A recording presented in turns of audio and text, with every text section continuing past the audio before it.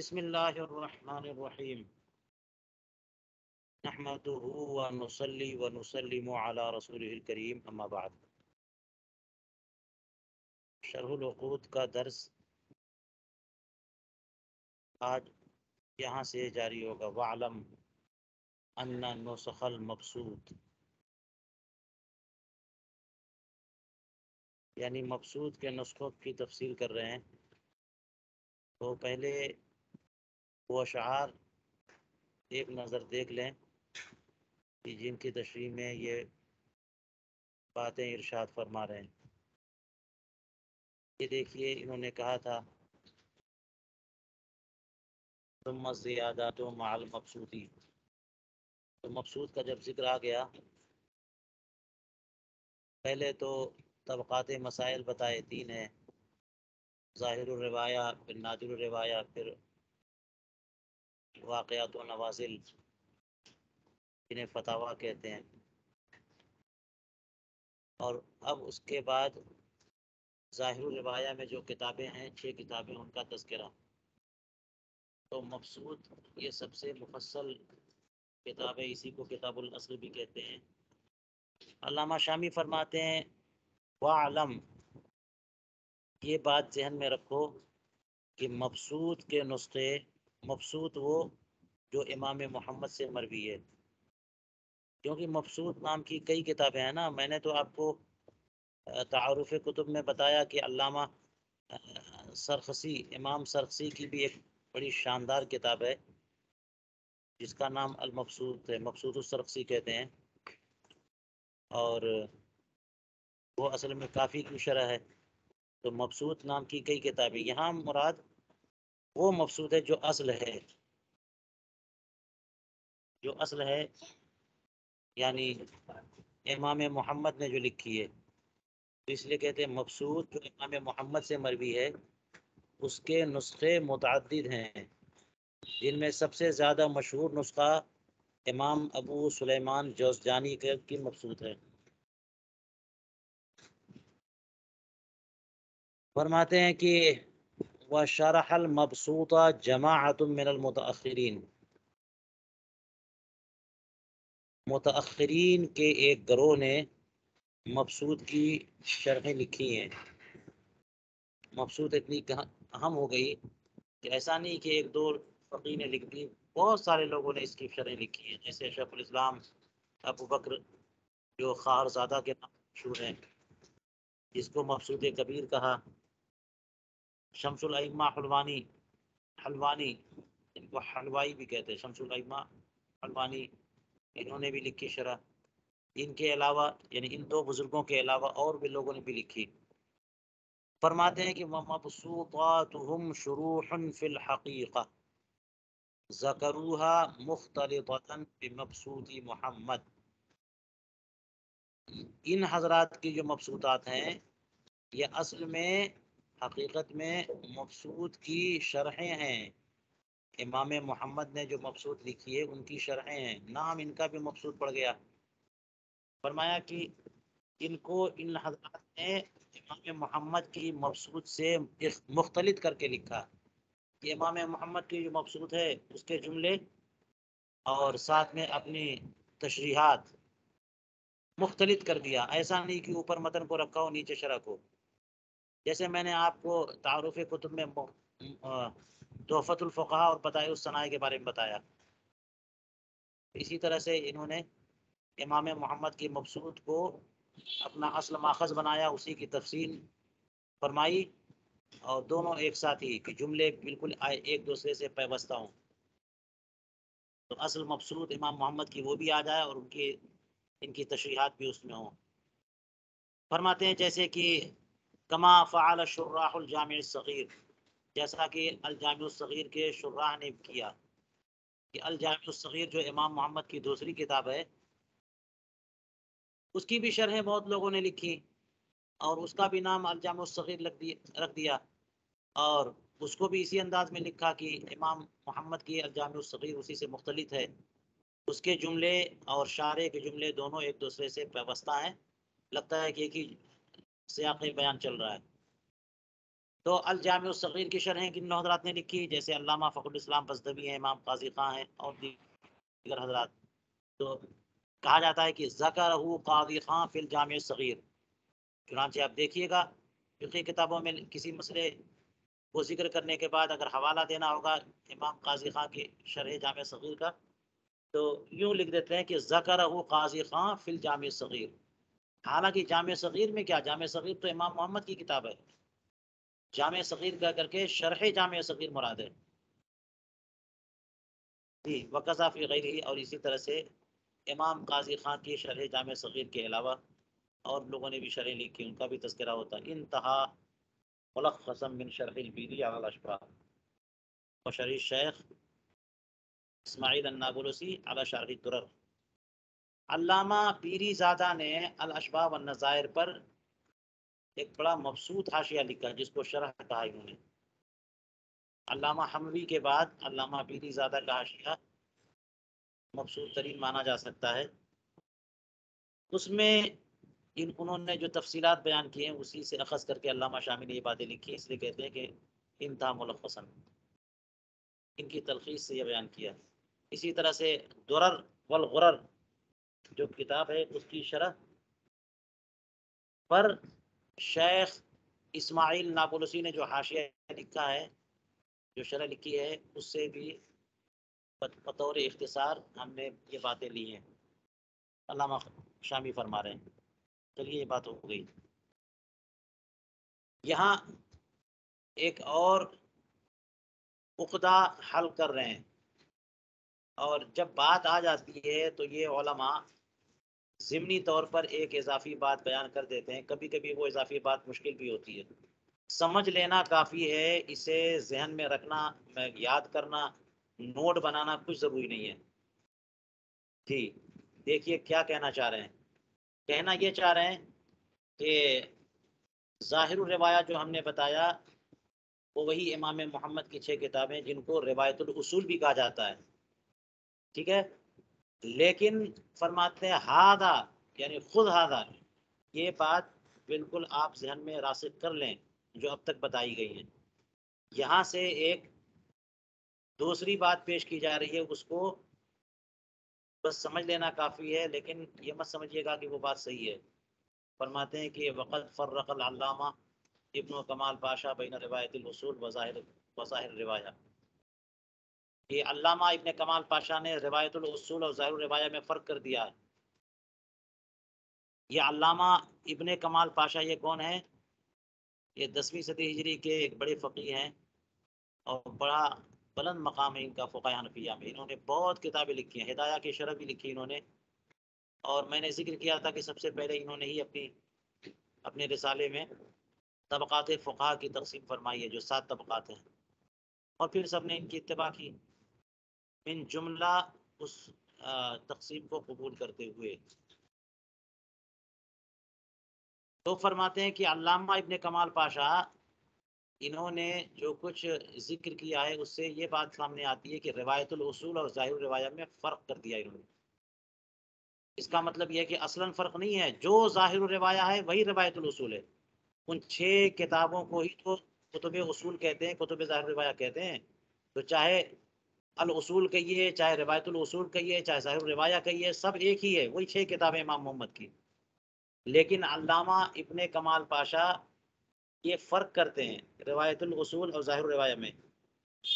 حیث قال فی شرح الہدایہ کی انہوں نے اپنی جو شرح لکھی ہے ہدایہ پر، اس شرح میں عورت کے حج کے بیان کو جہاں پہ تفصیل سے بیان کیا ہے حج المرأہ کے مسئلے میں، وہ فرماتے ہیں کہ ما حاصل، جو کچھ انہوں نے کہا اس کا خلاصہ یہ ہے، کہتے ہیں کہ انہو ذکر فی مبسوط السرخسی ان ظاہر الروایتی انہو یشترط ان تملک قدر نفقتی محرمہا. دیکھیے گا ایک علمی بحث ہے، اس کے ضمن میں جو بات بتانا چاہ رہے ہیں علامہ شامی وہ اس پہ دھیان رہے. فرماتے ہیں کہ مبسوط سرخسی میں یہ بات مذکور ہے کہ ظاہر الروایہ یہ ہے کہ عورت کے لیے یہ بھی شرط ہے کہ وہ اپنے محرم کے نفقے کی مقدار مال کی بھی مالک ہو، تب جا کے اس کے اوپر حج فرض ہوگا۔ یہ بات تو آپ کو پتہ ہے کہ زاد و راحلہ ضروری ہے حج کی فرضیت کے لیے۔ زاد و راحلہ اگر نہیں ہے، پیسے نہیں ہیں اور سفر کی کے ذرائع نہیں ہے تو پھر حج فرض نہیں ہے۔ تو نفقہ بھی چاہیے اور وسیلہ بھی چاہیے سفر کا، زاد و راحلہ۔ لیکن عورت کے معاملے میں چونکہ عورت اکیلے جا نہیں سکتی حج کے لیے یا سفر کے لیے گھر سے نکل نہیں سکتی، تو ضروری ہے کہ وہ اپنے شوہر یا اپنے محرم کے ساتھ نکلے۔ اب شوہر یا محرم اس کا فقیر ہے تو اس کے اوپر اگرچہ یہ غنیہ ہے، لیکن اس کے اوپر حج تبھی فرض ہوگا جب اپنے خرچے کے ساتھ ساتھ اپنے محرم کے اخراجات کی بھی مالک ہو، اتنے پیسے اس کے پاس ہوں کہ اپنا بھی خرچ برداشت کر لے جائے، اپنے محرم کا بھی خرچ برداشت کر لے جائے، تب جا کے اس کے اوپر حج فرض ہوگا۔ یہ تو بالکل صاف بات ہے، ظاہر روایہ یہی ہے۔ فرماتے وَإِنَّهُ ذُكِرَ فِي الْمُحِيطِ وَالذَّخِيرَةِ أَنَّهُ، یہی مسئلہ محیط اور ذخیرہ میں بھی ہے، ذخیرۃ الفتاوی میں، کہ انہ روى الحسن عن ابی حنیفہ، کہ امام حسن ابن زیاد نے امام ابو حنیفہ سے روایت کیا ہے، انہا اذا قدرت على نفقت نفسها و نفقت محرمها لازمها الحج۔ یہ وہی بات آ گئی، کوئی نئی بات نہیں ہے کہ جب عورت اپنے نفقے پر قادر ہو اور اپنے محرم کے نفقے پر قادر ہو تو اس پر حج لازم ہے۔ وہی بات ہو گئی جو اوپر جس کو ظاہر الروایہ کہا تھا وہاں پہ۔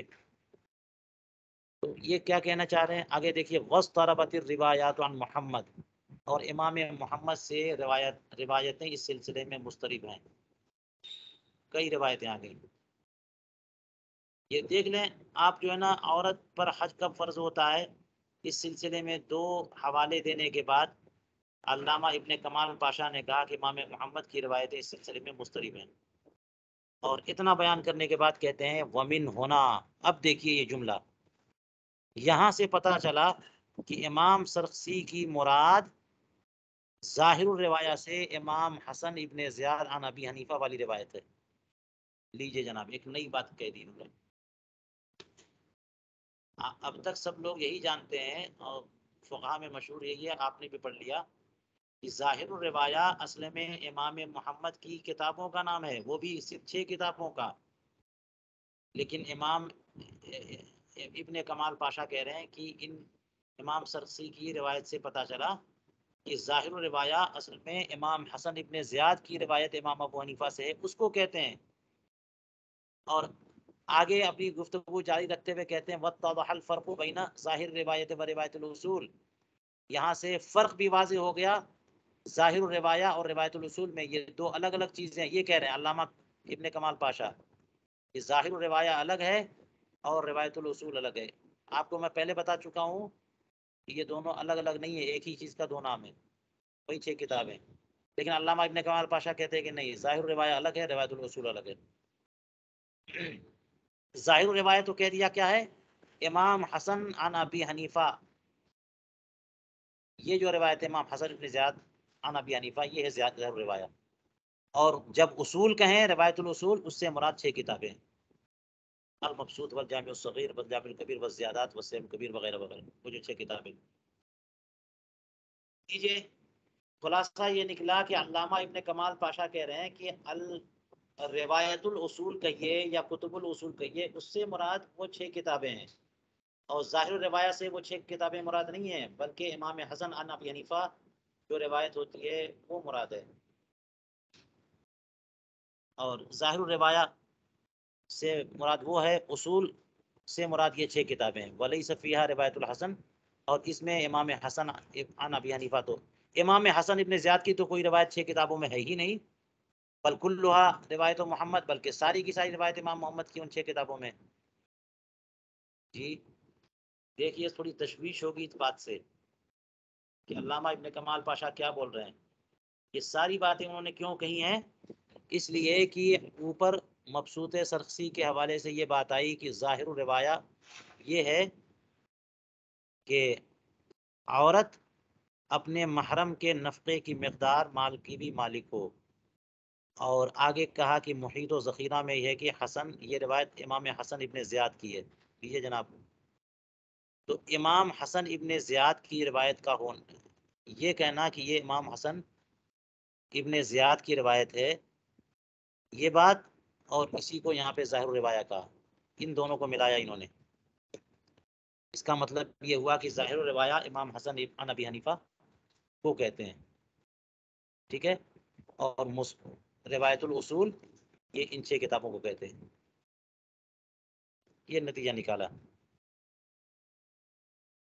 کہتے ہیں علامہ ابن کمال پاشا کہتے ہیں کہ وعلما، اور یہ بات بھی معلوم ہوئی کہ ان روایت النوادر قد تکون ظاہر الروایت، کی روایت النوادر بھی کبھی کبھی ظاہر روایہ ہوتی ہیں.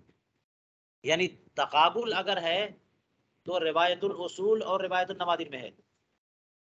روایت النوادر اور روایت الظواہر میں تقابل نہیں ہے، کہ کبھی کبھی نوادر کی روایت بھی ظاہر روایہ ہوتی ہیں، یہ کہہ رہے ہیں. والمراد من روایت النوادر روایت غیر الاصول المذکورہ، اور نوادر کی روایت سے مراد وہ جو مذکور 6 کتابیں ہیں ان کے علاوہ دیگر کتب ہیں. فاحفظ هذا فإن شراح هذا الكتاب قد غفلوا عنه. علامہ ابن کمال پاشا اپنی بات جاری رکھتے ہوئے دیکھیے جو کچھ کہہ رہے ہیں اس کو کہہ رہے ہیں کہ یہ نایاب تحفہ ہے، یہ ہماری تحقیق کا خلاصہ ہے، اور اس کے خلاف جنہوں نے لکھا ہے وہ غلط لکھا ہے. فرماتے ہیں اسے یاد رکھو، اس لیے کہ اس کتاب کے شرح یعنی ہدایہ کے شارحین نے اس سے غفلت برتی، ان کو غفلت ہوئی. وقد صرح بعضهم بعدم الفرق بین ظاہر روایہ و روایت الاصول، بعض شراح ہدایہ نے صراحت کی ہے کہ ظاہر الروایہ اور روایت الاصول میں کوئی فرق نہیں ہے. وزعم ان روایت النوادر لا تکون ظاہر روایہ، اور یہ بھی گمان کیا ہے اور قول کیا ہے کہ روایت النوادر کبھی ظاہر روایہ نہیں ہو سکتی. یہ دونوں باتیں غلط ہیں. یہ کہنا چاہ رہے ہیں علامہ ابن کمال پاشا، حالانکہ یہ دونوں باتیں بالکل صحیح ہیں. یہ ظاہر الروایہ اور روایت الاصول میں کوئی فرق نہیں ہے، دونوں ایک ہیں. اور روایت النوادر کبھی بھی ظاہر روایہ نہیں ہو سکتی. یہ تو دونوں آپس میں قسیم ہیں. 3 طبقے ہیں، ظاہر الروایہ، نادر الروایہ اور نوازل. کیسے نوادر ظواہر ہو جائیں گی؟ تو علامہ ابن کمال پاشا نے اپنی شرح ہدایہ میں یہ باتیں لکھ دی ہیں، اور وجہ یہ 2 عبارتیں ہیں، مبسوط سرخسی کی 2 عبارتیں کہ ظاہر الروایہ میں ایک مسئلہ بیان کرنے کے بعد یہ کہہ دیا کہ یہ امام حسن عن ابی حنیفہ ہے کی روایت ہے. جی. اور آگے امام سرخسی نے کہہ دیا کہ امام محمد کی روایت اس سلسلے میں مسترب ہے. اس کا مطلب یہ ہوا کہ یہاں سے انہوں نے ظاہر روایہ کو، وہ کیا نام ہے، روایت الاصول کو الگ کر دیا انہوں نے. یہ سب باتیں علامہ ابن کمال پاشا کی ہیں، اور علامہ شامی نے انہیں بیان کیا ہے کہ یہ جو علامہ ابن کمال پاشا نے اپنی بحث کی ہے اور تجزیہ کیا ہے اور ایک نئی رائے پیش کی ہے، یہ بات صحیح نہیں ہے. وقد فرق العلامہ ابن کمال پاشا بین روایت الاصول و ظاہر روایہ، فرق کیا ہے. ٹھیک ہے، آپ کے سامنے آ گیا فرق کرنا. اب علامہ شامی اقول کہہ کر کے یہاں پہ فرما رہے ہیں، علامہ ابن کمال پاشا کی پوری عبارت پر تبصرہ دیکھیے علامہ شامی کا. علامہ ابن کمال پاشا کی پوری عبارت پہ علامہ شامی کا تبصرہ سنیے. لا یخفى علیک، اے قاری یہ بات آپ پر مخفی نہ رہ جائے کہ قول محیط اور قول ذخیرہ کی یہ روایت امام حسن عن ابی حنیفہ ہے، اس سے یہ کہاں لازم آتا ہے لا یلزم منہ ان تکون مخالفتا لروایت الاصول،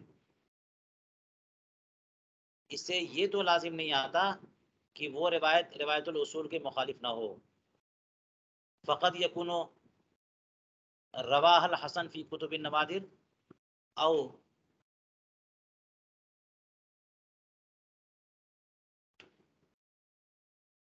جی نہیں، فرماتے ہیں کہ یہ روایت محیط کا اور ذخیرہ کا یہ کہنا کہ یہ امام حسن عن ابی حنیفہ ہے، اس سے یہ لازم نہیں آتا کہ روایت الاصول کے مخالف ہو. صرف یہ کہہ دینا کہ امام حسن عن ابی حنیفہ ہے، اس سے یہ نتیجہ نکالنا کہ وہ روایت الاصول میں نہیں. کبھی ایسا بھی تو ہو سکتا ہے کہ امام حسن عن ابی حنیفہ ایک روایت ہے جو نوادر میں ہے، اور وہی روایت امام محمد عن ابی حنیفہ بھی ہے. کیا ضروری ہے کہ ساری روایتیں ظواہر کی نوادر کی ساری روایتوں سے ٹکرا رہی ہوں؟ ایسا تو ہو سکتا ہے کہ نوادر میں کوئی روایت ہو اور وہ مطابق ہو ظواہر کی روایت سے. اس لیے اس سے کہتے ہیں کہ امام حسن عن ابی حنیفہ ہونا، اس سے یہ لازم نہیں آتا کہ روایت الاصول کے مخالف ہو.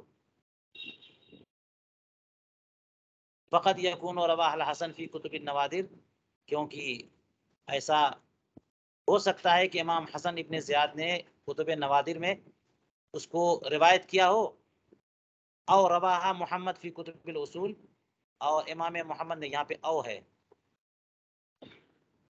اور واو پڑھیں تو زیادہ بہتر ہے، اور امام محمد نے کتب اصول میں بھی لکھا ہو، یہ بھی ہو سکتا ہے کہ وہ جو روایت ہے وہ کتب نوادر میں بھی ہے اور امام محمد نے کتب اصول میں بھی لکھا ہے. تو اس سے یہ نتیجہ نکالنا کہ جناب کتب اصول کا غیر ہے وہ، اور اسی کو ظاہر روایہ کہتے ہیں، یہ بات درست نہیں ہے. وَإِنَّمَا ذَكَرَ روایت الحسن لعدم الاضطراب عنہ. اب کوئی کہہ سکتا ہے کہ اگر یہی بات تھی تو امام محمد کی طرف منسوب کر کے لکھنا چاہیے تھا نا. اگر امام حسن کی جو روایت ہے وہی روایت اگر روایت الاصول اور ظاہر روایہ میں بھی ہے تو کیوں حسن عن ابی حنیفہ لکھا، کیوں نہیں ظاہر روایہ لکھا؟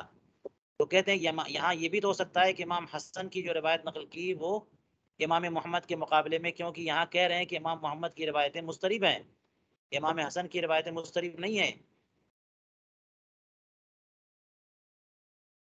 کہتے ہیں وَإِنَّمَا ذَكَرَ روایت الحسن لعدم الاضطراب عنہ، کیونکہ اس میں کوئی اضطراب نہیں، بدلیل قولی واضطربت الروایات عن محمد، اس میں اضطراب نہیں ہے، امام محمد کی روایت میں اضطراب ہے، اس لیے اس کو ذکر کیا، اس کو ذکر نہیں کیا.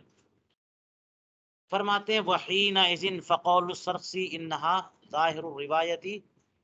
تو امام جب یہ ہم نے تفصیل بتا دی تو امام سرخسی کا یہ کہنا امام حسن ابن زیاد عن ابی حنیفہ عن ابی حنیفہ والی روایت کے بارے میں کہ یہی ظاہر الروایہ ہے، اس سے آپ نے یہ نکال لیا کہ نادر الروایہ کو وہ ظاہر الروایہ کہہ رہے ہیں.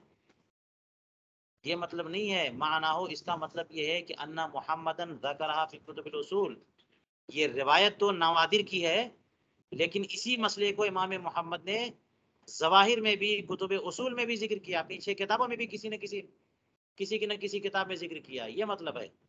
فَهِيَ اِحْدَى الرِّوَایَاتِ عنہ، تو یہ امام محمد سے جو روایتیں ان میں سے ایک روایت یہ بھی ہے. ٹھیک ہے، امام حسن کی بھی روایت ہے، امام محمد کی بھی روایت ہے.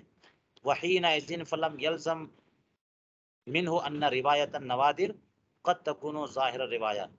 یہ جو تفصیل ہم نے کر دی تو لازم نہیں آتا اس سے کہ نوادر کی روایت کبھی کبھی ظاہر الروایہ ہو جائے، پھر نہیں ہوگا. یہ قسیم ہے، ایک دوسرے میں نہیں جا سکتے. جو روایت النوادر ہے وہ روایت النوادر ہے 6 کتابوں کے علاوہ، اس کو روایت نادرہ ہی کہیں گے، اور جو ظاہر الروایہ اسے ظاہر الروایہ ہی کہیں گے. یہ ہو سکتا ہے کہ کوئی ایک مسئلہ ظاہر الروایہ میں بھی موجود ہو اور نادر الروایہ میں بھی موجود ہو، ایسا ہو سکتا ہے. نام تکونو، ہاں یہ ہو سکتا ہے کہ ظاہر الروایہ جب اسے ذکر کیا جائے کتب اصول میں بھی.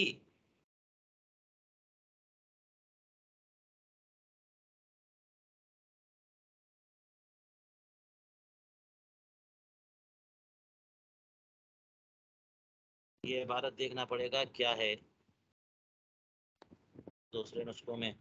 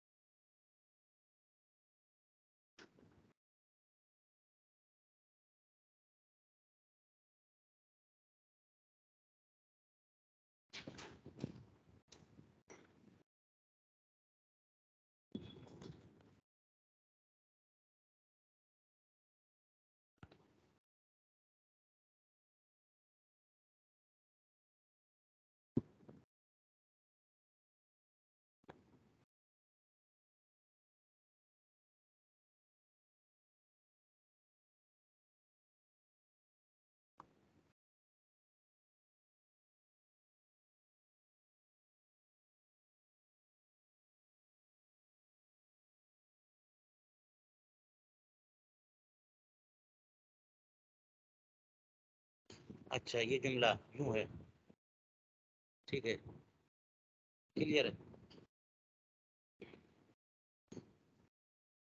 یہ تکونو فعل ناقص، یہ ضمیر اس کا اسم اور ظاہر و روایہ اس کی خبر ہے. یوں فرماتے ہیں کہ اس سے یہ لازم نہیں آتا کہ روایت النوادر کبھی کبھی ظاہر الروایہ ہو جائے، کبھی بھی ظاہر الروایہ ہو جائے. ہاں یہ ہو سکتا ہے کہ وہ روایت النوادر ظاہر الروایہ ہو جائے جب وہ روایت کتب اصول میں مذکور ہو.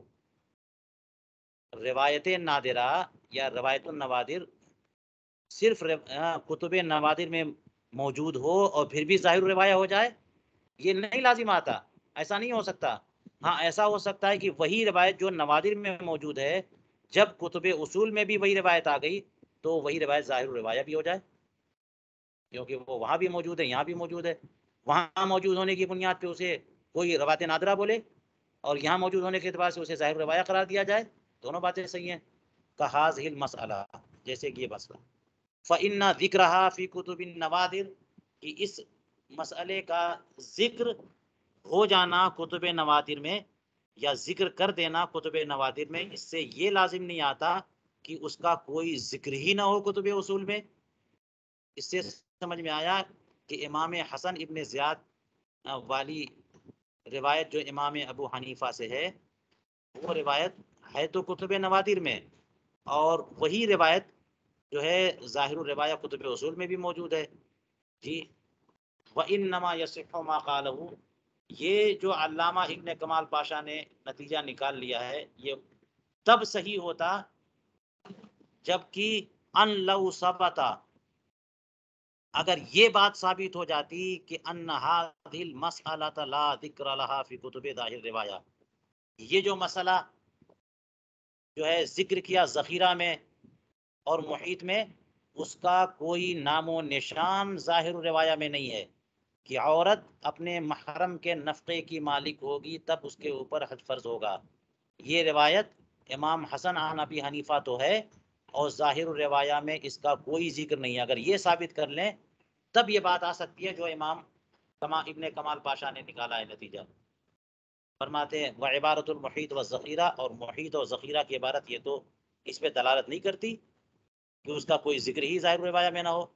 لہٰذا یہ ساری بات کہہ کر کے علامہ ابن کمال پاشا نے آخر میں جو یہ کہا ہے کہ یہ ہماری دریافت ہے، اور شراح ہدایہ نے جو ظاہر الروایہ اور روایت الاصول کو ایک قرار دے دیا وہ ان کی غفلت ہے، یہ جو کہا یہ درست نہیں ہے، اصل میں انہی کی غفلت ہے.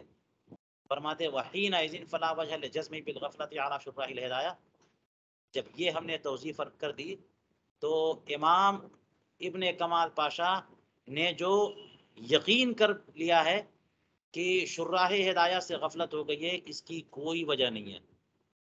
ان سے غفلت نہیں ہوئی، اتنے لوگوں کی طرف غفلت منسوخ کرنے سے بہتر ہے کہ ایک کی طرف غفلت منسوخ کی جائے. الموافق کلامہم لما قدمنا ہو، وہ شراح ہدایہ جن کا کلام ہماری اس تشریح کے موافق ہے جو ہم نے بیان کر دی. واللہ تعالی عالم.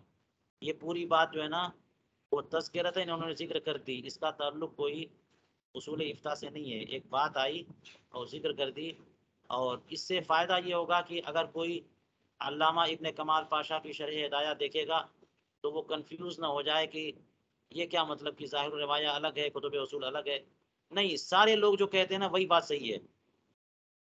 چلیے آگے کہتے تھے تیمہ السیر جمع سیرہ، سیر سیرت کی جمع ہے، اور سیرت کا معنی ہوتا ہے الطریقۃ فی الامور، معاملات میں امور میں جو راہ اختیار کی جاتی ہے جو طریقہ ہوتا ہے اسی کو سیرہ کہتے ہیں. جو انسان زندگی جس طرح سے گزارتا ہے جو عمل کرتا ہے اسی کو سیرت کہتے ہیں. لغوی طور پر، شرعی طور پر جو ہے نا شرعی معنی سیرت کا کیا ہے؟ تختص بسیر النبی صلی اللہ علیہ وسلم فی مغازیہ کذا فی الہدایہ. اور شرعی مفہوم اس کا یہ ہے، یہ لفظ جو ہے وہ نبی کریم علیہ الصلوۃ والسلام کی سیرت طیبہ کے ساتھ خاص ہے مغازی کے معاملے میں، کہ حضور کریم علیہ الصلوۃ والسلام مغازی اور جہاد میں کون سا طریقہ اختیار کرتے تھے، آپ کی سنتیں کیا ہیں، آپ کا طرز عمل کیا رہا ہے، آپ کی پالیسیاں کیا رہی ہیں، آپ نے کیا کیا، کس چیز سے پرہیز کیا، کیا حکم دیا. تو حضور کریم علیہ السلام کا جو بھی طور طریقہ جہاد میں رہا، اس کے متعلقات میں اسی کو سیر کہتے ہیں. قذا فی الہدایہ. فرماتے ہیں کہ قال فی المغرب، امام مطرزی کی ایک کتاب ہے المغرب، جس میں فقہی اصطلاحات، یعنی ایک ہوتا ہے نا کہ جیسے قاموس ہے اور معاجم ہیں، لغتیں ہیں، الفاظ کی توضیح ہوتی ہے، تو کبھی کبھی اصطلاحات کی توضیح کے لیے کوئی کتاب لکھی جاتی ہے. فقہی اصطلاحات کی توضیح اور تشریح کے لیے ایک کتاب علامہ مطرزی نے لکھی ہے جس کا نام ہے المغرب. المغرب. تو المغرب میں فرمایا کہ وقالو کہ ماہرین یہ کہتے ہیں السیر الکبیر، ماہرین نے السیر الکبیر کہا، سیر الکبیر نہیں، السیر الکبیر، الف لام سیر پر بھی رہے گا. تو اس لیے فرماتے ہیں کہ اس کی صفت انہوں نے مذکر بیان کی، مذکر صفت لے کے السیر الکبیر، السیر الکبیرہ نہیں.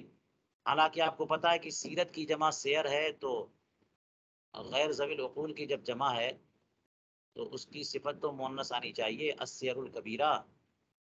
جی پھر بھی السیر الکبیر مذکر صفت کیوں ہے؟